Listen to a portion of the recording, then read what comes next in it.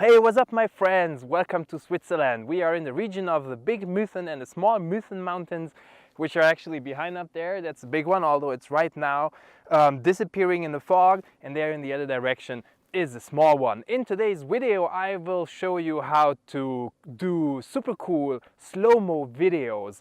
I will show you how to set your camera right for slow motion videos, and I will also show you how you edit them later on in Adobe Premiere Pro. And stay with me, have fun, enjoy the view, and let me know what you think.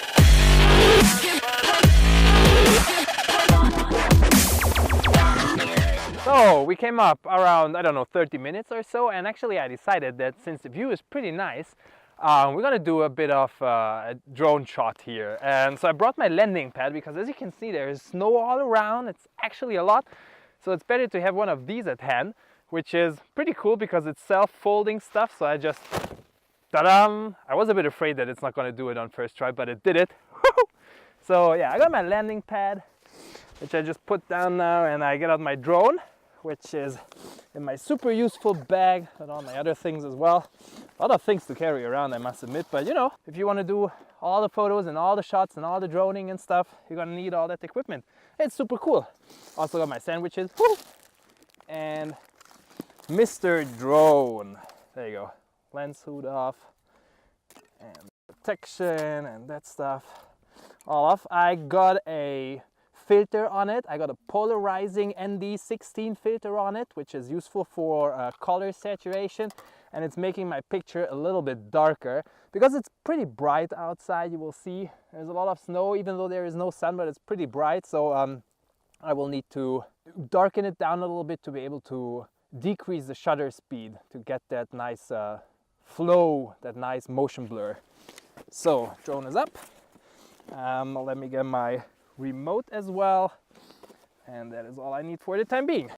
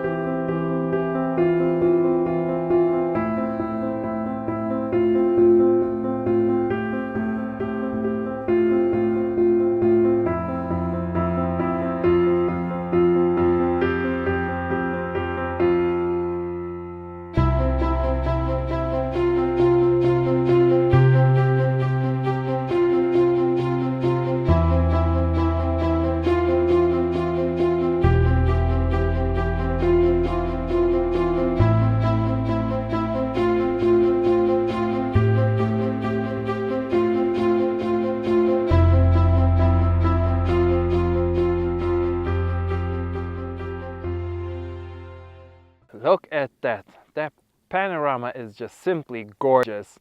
We came up, I don't know, 1 more hour, did a stop, bit of droning. It's amazing. The track, you see, there's tons of snow. And I even got my friend with me. Hi, Balázs. Hey, what's up? Look at that, we got so much snow. There is a little creek down there.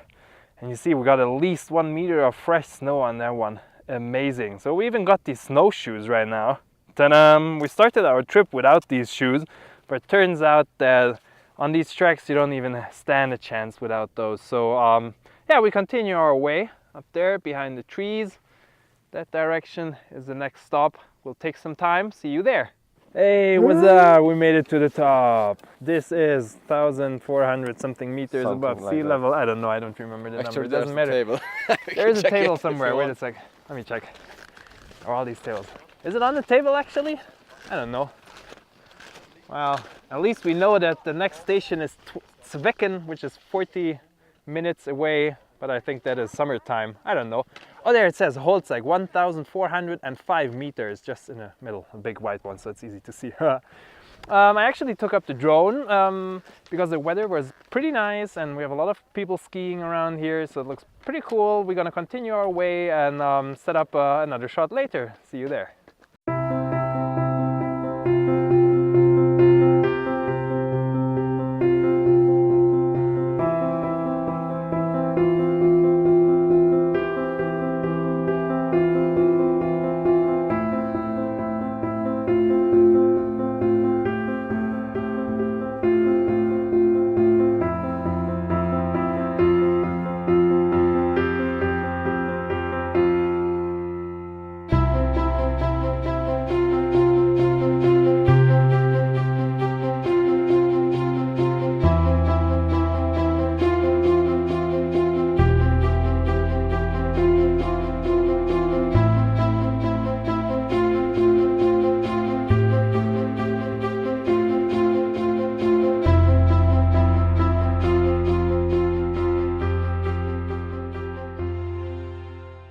So I'm back now at home where it is a bit warmer than outside, and before we dive into how to create those slow-mo's videos, I will talk a little bit about the basics for the understanding. So if you create a video, your camera is actually taking a series of pictures which when played back, your brain will put together and see it in motion in the video. Now, every single video you do has a so-called frame rate, which is measured in frames per second, so it means the amount of pictures your camera captures each and every second, which is then put together.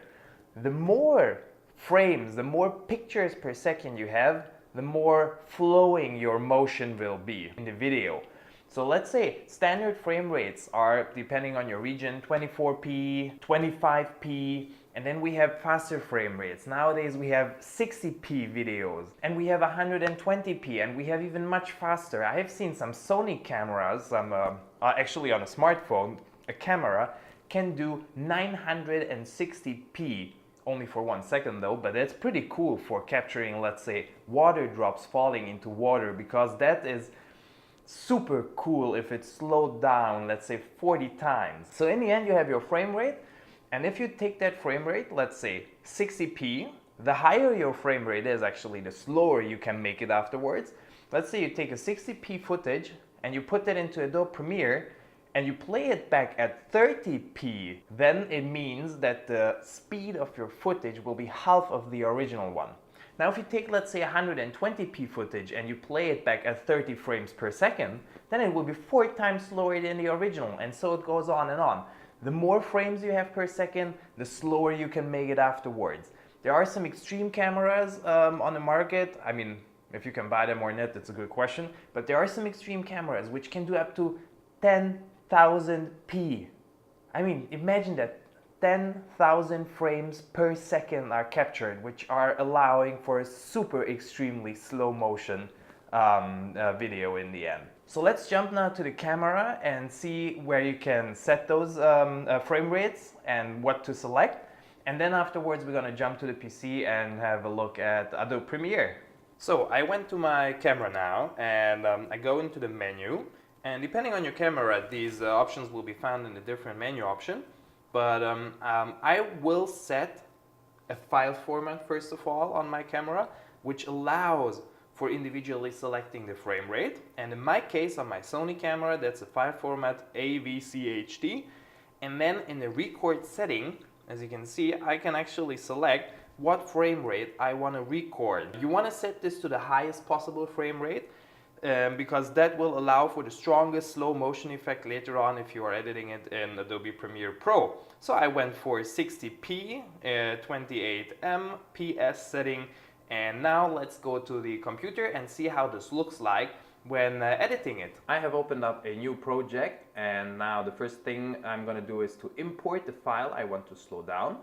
So I do a double click in this area, select the first file here, and the next thing is to create a sequence which has the exact same settings as your original footage, the same frame rate and the same resolution. And the easiest way to do so is to take this file here and just simply drag it onto your timeline, and Premiere Pro will automatically create that sequence. Now I will zoom in a little bit to just make it bigger so we have a better control, and when I play this back you can see it's a pretty fast frame. Now if I want to slow this down, I simply do a right click on it and say speed duration. And now I need to do a little bit of thinking how much I can actually slow it down, and this depends on how I want to use this slowed down version later on. Depends on, you want to upload it to YouTube, you want to do something else with it, or maybe import it into another project. So you need to decide how much the frame, or what the frame rate of the final version of your footage of your video will be that you're going to share. And I know that I will upload a video to YouTube now, and I will put this in, and the frame rate of that will be 30 frames per second.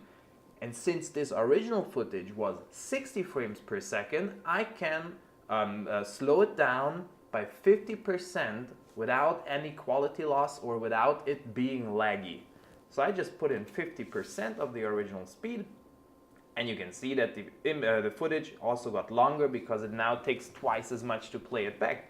And if I just go back to the beginning and play it back, you can see that this guy now is much slower. For an even cooler effect, I can also make the first part of the video normal speed, then take a portion in the middle, make it slow speed, and then make the end normal speed again. It takes a bit of cutting, but it's not rocket science, so let me show. First, I will do a normal speed part of the image, which is going to be the beginning, let's say until here. Looks good. Now I will cut using the C key on my keyboard. Just cut it in two, and then take the second part of the image, selecting it. First I press the V key to go into the selection tool again.